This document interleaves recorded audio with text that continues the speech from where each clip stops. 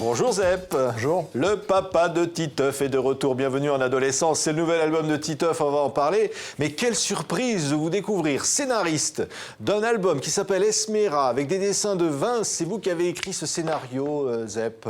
Oui, c'est un conte érotique. C'est même un conte pornographique, on peut dire. J'avais depuis commencé à travailler avec Vince depuis longtemps parce que c'est avec lui que je fais une série qui s'appelle Les Chrono Kids, qui est une série jeunesse de science-fiction depuis quelques années. Et je voyais ces dessins érotiques depuis des années qui traînaient sur son bureau, qui accompagnaient chacun de ses mails. Et j'avais envie d'écrire une histoire pour qu'on utilise cette partie de son dessin qui est vraiment très très belle. Oui. Et voilà, une nuit j'ai eu cette idée. On va voir les dessins donc, de Vince. Voilà, ça c'est donc Esmera, donc qui est publié chez Glénat. Oui. C'est quoi? C'est l'histoire donc d'une jeune femme qui grandit dans un espace quand même assez austère, hein, qui découvre les émois qu'une jeune femme peut découvrir. Hein. Voilà, ça commence dans les années 60 en Italie, dans un collège catholique, donc un milieu assez lourd où effectivement le sexe est tabou, le plaisir est complètement tabou, et donc c'est le début de la vie sexuelle de ce personnage qui va basculer dans quelque chose de fantastique et qui va faire qu'elle va, alors je ne vais pas tout révéler ici, mais qu'elle va traverser toute la deuxième moitié du XXe siècle pour arriver jusqu'à aujourd'hui. Et avec son histoire, on va passer sur le rapport au plaisir chez nous entre 1960 et les années 2010. Donc les années SIDA, la libération sexuelle, les années 70, mai 68, Ibiza, enfin toutes ces périodes successives. Et Esmera est ce personnage qui va exprimer toutes ces périodes à travers sa sexualité. Ce qui est extraordinaire, on voit des dessins, on a choisi les dessins, on va dire, Zep, pour ne pas tout montrer, parce que c'est pour un public averti, cet album-là. Hein. Là, on est très habillé dans la sélection, ça l'est parfois beaucoup moins dans l'album. Oui, on va le dire, c'est un album pour adultes, oui, tout à fait. Mais ce personnage, vous dites c'est presque du fantastique, elle change de sexe, elle va découvrir l'amour vu de l'autre sexe, qui est quand même une chose... Voilà, c'est un choix de conte, en fait, de récit fantastique. Et je trouve que le conte est un genre qui, depuis quelques années, est réservé aux enfants, alors que c'est un genre de récit absolument génial. C'est-à-dire qu'on bascule dans quelque chose qui est fantastique, mais on ne va pas se préoccuper d'expliquer le pourquoi du comment. Simplement, on est là, on est dans un univers qui est le nôtre, mais avec quelque chose qui tout à coup dérape. Oui. Alors, ce qui est incroyable, c'est que vous vous mettez dans la peau de vos personnages. Et d'ailleurs, je crois que vous adorez ça, d'être dans la peau, à travers finalement l'art, à travers vos dessins, d'être dans la peau de quelqu'un d'autre. Ah bah c'est ce qui est génial dans ce métier, en fait. J'adore être dans la peau depuis des années, je suis dans la peau d'un petit garçon de 10 ans, mais j'adore être dans la peau de plein de personnages différents, être dans la peau d'une femme pour Esmera. Et là, c'est une sorte de fantasme d'auteur, c'est-à-dire qu'elle change de peau, change de personnage continuellement. Chaque fois qu'elle a un orgasme, elle devient un autre personnage.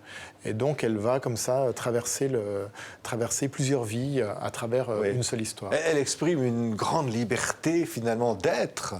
Oui, liberté des femmes aussi.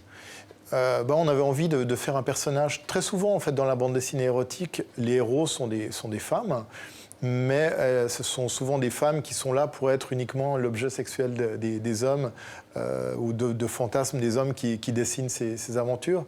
Avec Vince, on avait envie de dessiner une femme qui raconte une certaine liberté et qui, elle, choisit sa sexualité, choisit ses partenaires, choisit sa vie sans connotation morale là autour. Il y a vraiment, c'est plus un récit autour de la curiosité sexuelle. Oui, elle est charmante, on va dire. Hein. On en tombe amoureux d'Esmera. Très charmante, hein. C'est vrai que quand on va lire ce livre, beaucoup de ceux qui nous écoutent ne seront pas insensibles. Hein, c'est ça aussi. J'espère. En tout cas, on n'a pas été insensible en le faisant. Moi j'ai été d'abord, je suis tombé amoureux des dessins de Vince et je pense que lui était très amoureux d'Esmera. Oui, et puis il y a beaucoup d'humour parce qu'on ne s'ennuie pas dans tout ça quand même. C'est drôle. Ouais.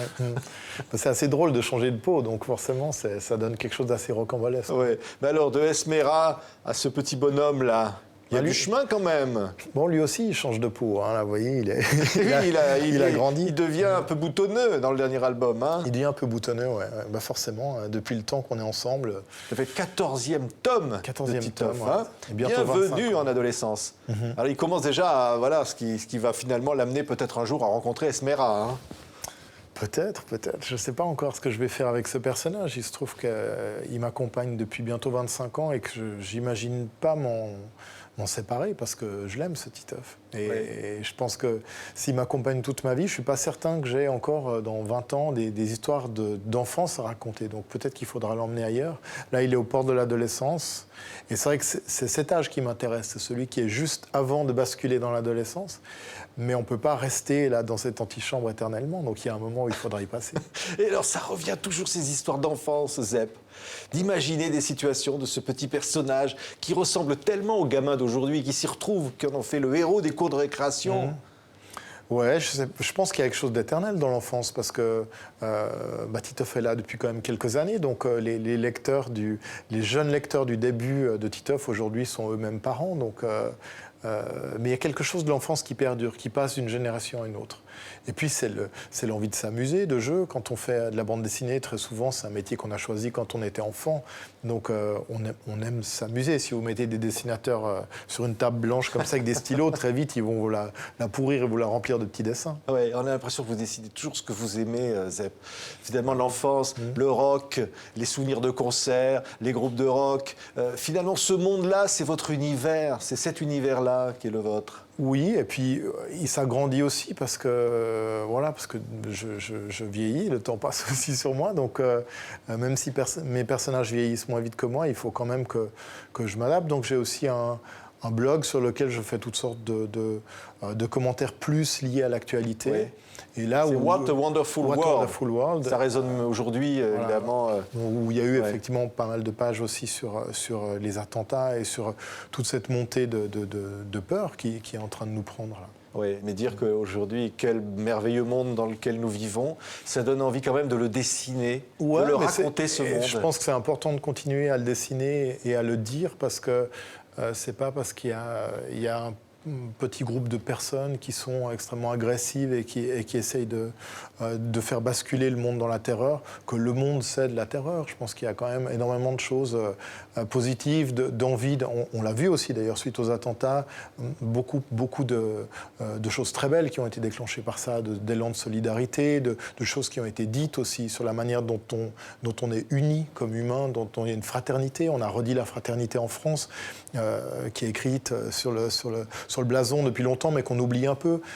C'est triste qu'il faille passer par là, mais en même temps, ces tragédies, elles ont cette valeur-là. Oui, regardez, ils sont ensemble, réunis pour la première fois, Titeuf et Esméra. Il va rougir, je pense. Ils vont nous faire des enfants ou pas, un jour? Il n'est pas prêt encore. Merci beaucoup, Zef, d'avoir été notre invité pour ces deux albums tellement différents, mais qui reflètent tout votre talent. On adore ce que vous faites, on va le dire. Allez, à bientôt, Zef. Merci. Merci, à bientôt.